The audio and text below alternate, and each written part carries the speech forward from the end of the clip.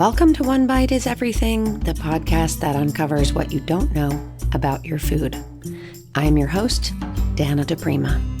Today we're taking a close look at how extreme weather conditions are impacting small farms across the country. From scorching summers to relentless rains, farmers face incredible challenges, ones that, in many cases, determine what ends up on our plates. Through their eyes, we'll see how the fight against Mother Nature shapes every decision they make. Stay tuned as we hear from farmers from diverse regions and climates who share their stories of resilience, adaptation, and hope for the future. When we think of farming, images of green fields and bountiful harvests might come to mind. But for farmers like Mary Avalone of Dreamland Flower Farm, the reality is far more complex. Flower farming, for example, has a surprisingly high environmental cost when flowers are imported from overseas. Flower farming across the nation is increasing, and we would love more awareness that we have the capacity as flower farmers to supply almost all the floral needs that we have here in the U.S. instead of importing flowers that have a very high carbon footprint. Imported flowers often arrive with a hefty carbon footprint due to transportation, refrigeration, pesticides, and even fumigation processes. By buying locally, consumers support farmers like Mary, who grow flowers that are fresh, vibrant, and free from the environmental toll of international shipping. In fact, over 80% of flowers sold in the United States are imported, mostly from South America, leading to an estimated carbon footprint of 360,000 metric tons of CO2 each year, the equivalent of driving 78,000 cars annually. While flowers face a high carbon cost, other farmers face the literal heat. For Katie Garrett, who runs Prairie Fire Genetics with her husband in North Texas, summer temperatures create a relentless struggle for survival. For us, it's being at the mercy of Mother Nature. I know there's a lot of farmers who will talk about winter and winter prep and getting their animals and their livestock ready for a long, hard, extreme weather winter. And for us, it's the exact opposite. It's our summers. Our summers are usually about 4 months long of a solid over 100 degree weather. This past summer, we saw a heat index of 120. We're very close to for about a solid 6 to 8 weeks. And that's extreme. Katie shares the struggles of keeping livestock like Nigerian dwarf goats cool in these harsh conditions. With temperatures soaring to 120 degrees, they have to employ every cooling technique available, from providing electrolytes to setting up misters and fans in their barns. There's not as much that you can do for a honeybee. So we always make sure that our bees have some sort of water source available to them nearby, especially when we've got bees at different people's land. We always make sure that we are putting out waterers for them, especially during that summer when we were hitting 120 for a heat index.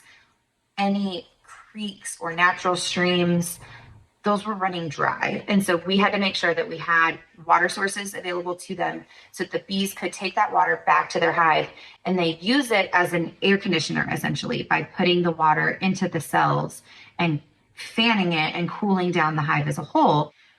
But all we can really do for our bees is make sure that they have resources available to them. It is much more difficult to help make sure that those hives are going to make it through such extreme weather for so long. The Garretts even use insulated hives, a costly but effective way to give bees a fighting chance. A grant from the For Farmers movement has made it possible for them to invest in these specialized hives, ultimately saving entire colonies.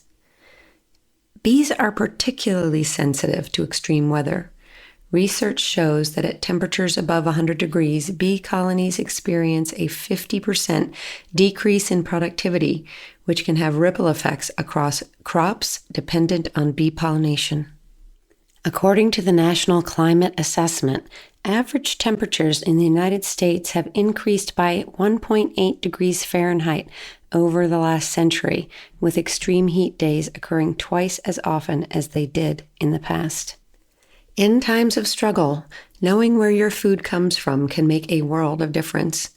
Farmers like Desiree Carlson of Esther's Acres remind us why it's important to bridge the gap between farmers and consumers.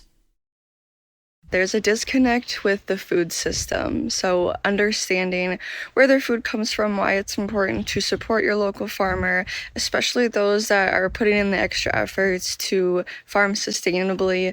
There's just a disconnect. So educating consumers on why it's important to shop local, why it's important to put the extra effort into, picking up a dozen eggs from your farmer instead of the grocery store. That's where I would spend my focus and energy on educating them. Desiree has a passion for educating consumers, underscoring that every choice we make as shoppers impacts a farmer's ability to continue their work. Whether it's buying eggs from a local farm instead of the grocery store or visiting a nearby farmer's market, each purchase counts. Studies show that locally sourced food travels an average of 27 miles compared to over 1,500 miles for conventional grocery store products. This not only reduces the environmental impact, but also directly supports the livelihood of nearby farms. Did you know that for every dollar spent locally, 67 cents stays in the community, helping small farms and lowering carbon footprints? Of course, not all challenges come in the form of heat. In other regions, it's the rain, or rather, too much of it, that poses a serious threat. For farmers at Liberation Farms, the flood-prone conditions of 2023 nearly wiped out key crops. The most thing we struggled with was the rain. We had a lot of rain. It's more than we needed. So it was flooding. The lowland areas are flooded. So we do not have the amount of corn we used to have, the amount of tomatoes we used to have. So 2023 struggle was more water, more rain. Flooding is an increasing problem for farmers around the world. In 2023, the U.S. saw a significant rise in rainfall intensity, leading to record floods in multiple regions, making it impossible for farmers to salvage crops in lowland areas. Between 2019 and 2023, crop losses from flooding events increased by over 30%, impacting everything from corn in the Midwest to tomatoes in New Jersey. Rainfall patterns are shifting due to climate change, affecting entire farming regions.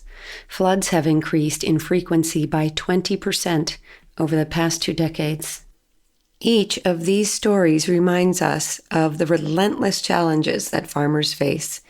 It's a reminder that when we support local farmers, we're not just buying food. We're supporting individuals who are investing every ounce of their energy to overcome the elements and to bring quality products to our tables. So, the next time you buy local flowers, pick up a dozen eggs from your nearby farm, or chat with a farmer at the farmer's market, know that you're part of a movement that supports resilience, sustainability, and community. Every dollar spent locally on food is a vote for sustainable, resilient farming. When you buy from nearby farms, you're supporting practices that reduce transportation emissions, maintain biodiversity, and strengthen your local economy. It's a small act, but it makes a world of difference. Thank you for joining me here on One Bite is Everything for this quick episode that connects with local farms from South Dakota to Connecticut to Texas.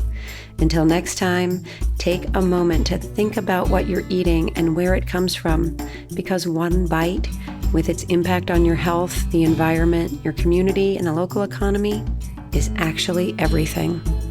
I am your host, Dana DePrima, and I will see you here next week for another episode of One Bite is Everything.